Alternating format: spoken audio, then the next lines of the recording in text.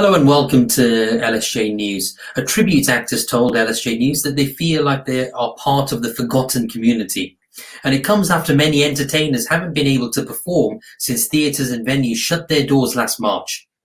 The pandemic has left many performers without a solid source of income and no government help. And here to tell us more is our reporter Hannah Richardson. And Hannah, how has the pandemic affected these entertainers?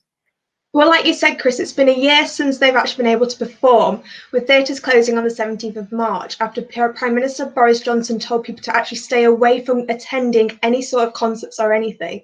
So no performances obviously equals no work. They haven't been able to access the furlough scheme as they're self-employed. And before the budget was announced by Chancellor Rishi Sunak on the 3rd of March, they weren't able to get the self-employed grant.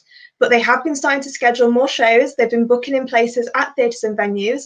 But I spoke to Pete McCall, who is a Rod Stewart tribute act, who says he feels frustrated about not being able to perform yet. I've gone from a full diary to nothing at all. Venues are just not confident at booking acts. The ones that had to cancel. It's just wiped out everything, wiped out my diary completely. It's been a nightmare. And with the theatres that these acts perform in being closed, what does the future look like for them? Well, Prime Minister Boris Johnson announced on the 22nd of February a roadmap out of lockdown, which showed that in the end of May, so around the 17th, there will be a chance for outdoor venues to possibly open. And then on the 21st of June, indoor venues could open as well. But unfortunately, they won't be able to have the type of audiences they had before. There will have to be less capacity, meaning a third of tickets won't get sold, and there is possibility going to be testing, so lateral flow tests taken on the door to make sure people are negative before they enter. Elaine Shaw from the Majestics Theatre actually spoke to me about the future of that theatre and what could happen about reopening. If the social distancing is in place,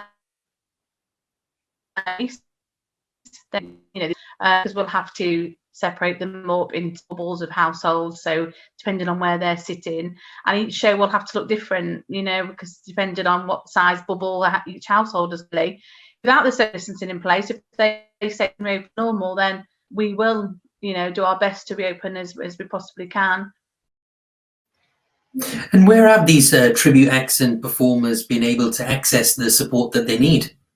Well, a website has been set up called Excluded UK that is actually for the forgotten community, for people who are self-employed and haven't been able to get any money. There's also the PRS Foundation that offer a grant and any help and advice for people who are short of income. They can now apply for the grant with the government, as Rishi Sunak announced last Wednesday, as long as they meet the criteria. And actually, many of the support acts and tribute acts have created GoFundMe pages or appeals to try and get some money in that way. But Chris, only time will really tell for them.